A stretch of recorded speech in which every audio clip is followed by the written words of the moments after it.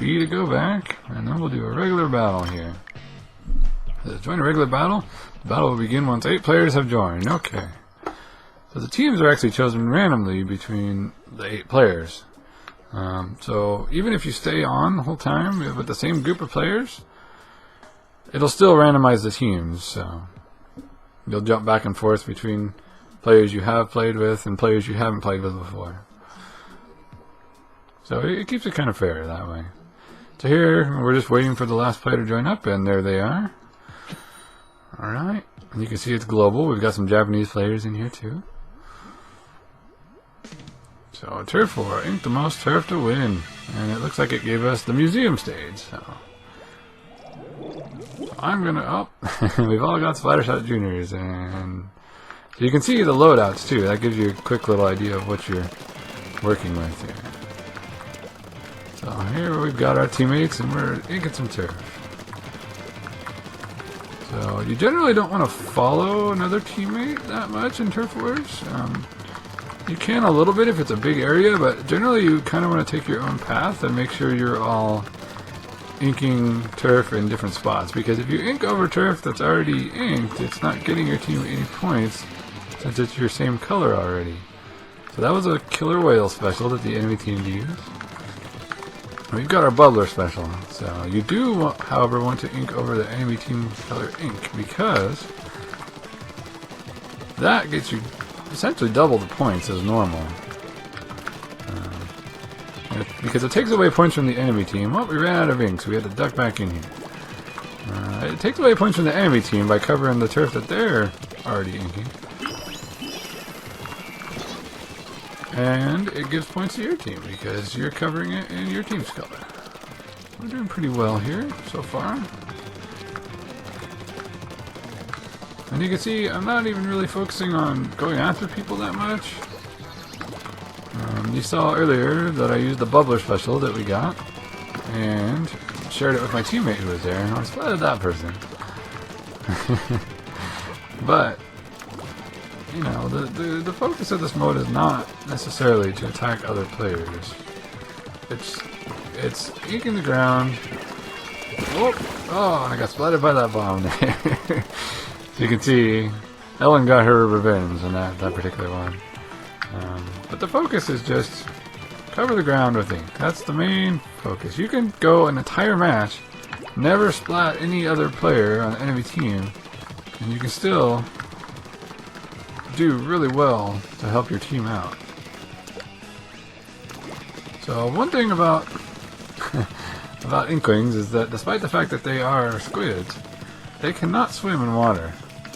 So if I was to land down there in that water, it's basically like falling off a ledge, and you would get respawned back at your base. So yeah, you saw there too what happens when you respawn. So now let's do a super jump. So if we look on the screen here, we've actually got these icons over here. You can do it that way, or you can actually tap on the location of the arrow of your teammates. So I want to get over here where some of this action is going. I'm going to actually tap this arrow. And you can see on the screen now that I do a super jump. Basically, you just jump straight over to where they're at on the screen. Now sometimes that can be dangerous because the enemy team might be there. But generally, it's a good idea to help you get back into the action quickly. So that was our first Turf War match, and it looks like we destroyed the competition. Oh man, I almost feel bad for that team. That's just, wow. That was really one-sided. So hopefully next time it'll be a little bit more balanced here. And here we can see the point scores that we got, generally. So it looks like everyone on this team did really well. And now we get some experience because we leveled up here from our 969 points that we got. Now, please don't be discouraged if the first time you play, you don't get 969 points. I've been playing this game for many hundreds of hours now, so I've had a lot of practice. I'm actually going to hit no, because I don't want to play with this team again right now. And we're going to go back out to the plaza here real quick. So now you've got a little taste. You can see what Turf War is all about here. Now the reason I went back out here because I want to show you real quick what happens when you aren't high enough level and you go in one of these shops. This is the weapon shop. And this is Sheldon, our weapon shop owner. He says, hello, hello, let me guess. You're looking for some new weapons? Then you've come to the right place. Our weapons come in sets. A main weapon on ZR, a sub-weapon on the R button, and yes, a special weapon. Sound complicated? Well, don't worry. You can always press Y to try out any of my products before buying. And if you want more info on sub-weapons and special weapons, just press the home button and read the manual. That's good advice. And he says, you're looking fairly fresh.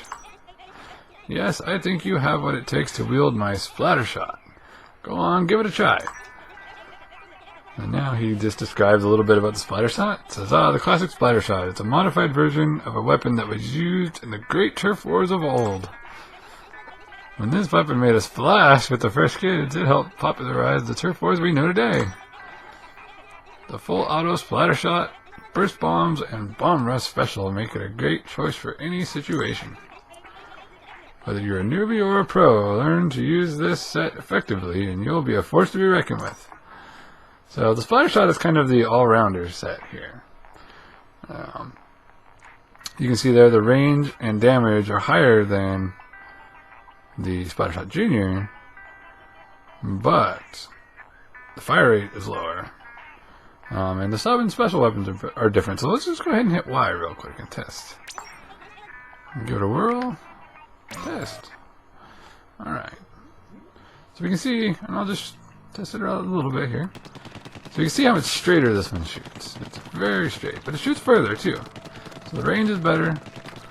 Let's see if it hits any harder. Oh yeah, only 3 hits. So it hits harder, so you don't have to shoot your opponent with the ink as many times. So the sub-weapon here is the burst bomb. So this is actually good for laying ink, because it's kind of like the splat bomb, but it explodes immediately. Kind of think of like a water balloon filled with ink. And you can shoot 3 of them before your ink runs out. So instead of just 1, like the splat bomb, and then having to refill, well, maybe it's 2. My apologies, it's 2. Okay, well still, it's a little bit more versatile. The downside to it is that it does not take out opponents as easily. So 1 burst bomb will not instantly splat another player, whereas 1 splat bomb would. So we'll just get another ink going here. And now you can see we have our special. The special for this is the bomb rush. So I'll just go ahead and hit R here, and you can see, or press the right stick in, I'm sorry, and you can see here it says press R to bombs away. So you press R a bunch and you can launch a ton of bombs, but when your special runs out you run out of ink because it uses up all your ink for that. So you can see, pretty efficient way to just suddenly unleash a horde of weapons of ink on areas and other players. So we're actually going to just keep the Splatter Shot Junior. I prefer it a little bit, personally.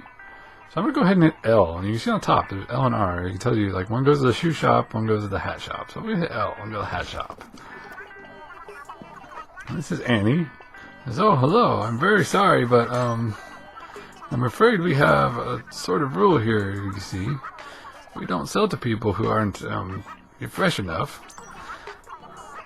No, it's not saying you stink. Once you reach, say, level 4, I should be able to help you. Maybe you could visit the lobby and play some regular battles?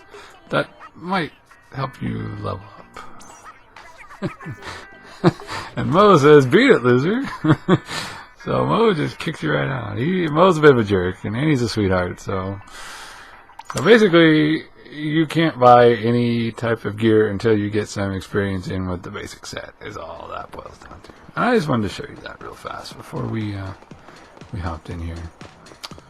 So let's go back to the lobby, and we'll enter another regular Turf War battle. Turf War is basically the meat and potatoes of the game. I mean, it's the main mode. I find it the most enjoyable out of any of the online play modes, personally.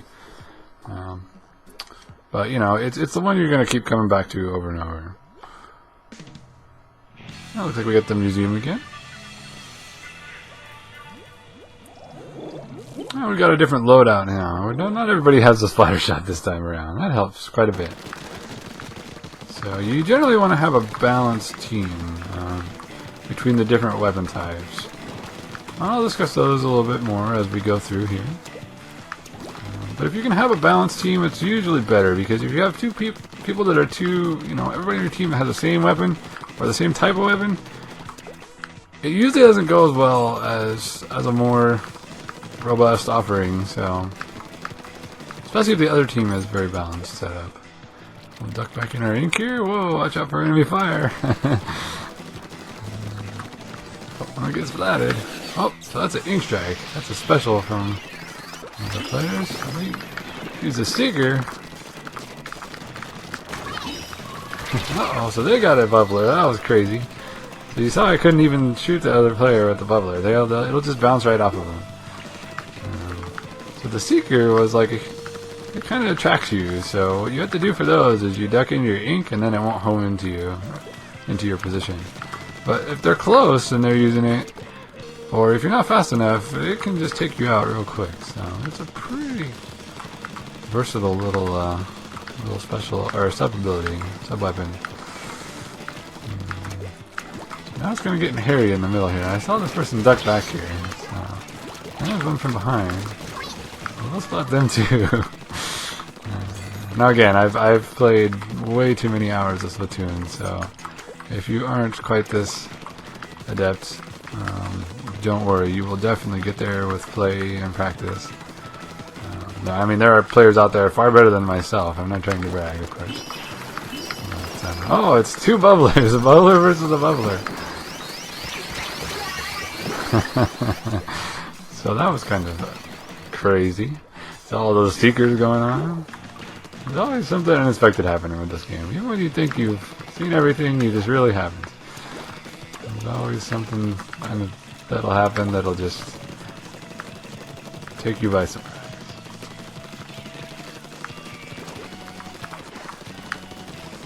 So you can see those little ripples when they're swimming around there. If you move too fast in your ink, then your opponents can actually see you like that. But if you're sitting still, if you just duck, you can't see where I'm at. But if I'm moving, then I make the little ripples. So that's one thing to keep an eye out for. If an opponent is moving around,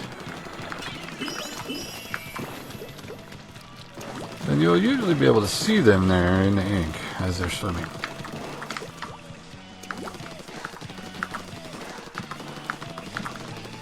So I'm just trying to ignore these other players for the most part and get some ink laid down.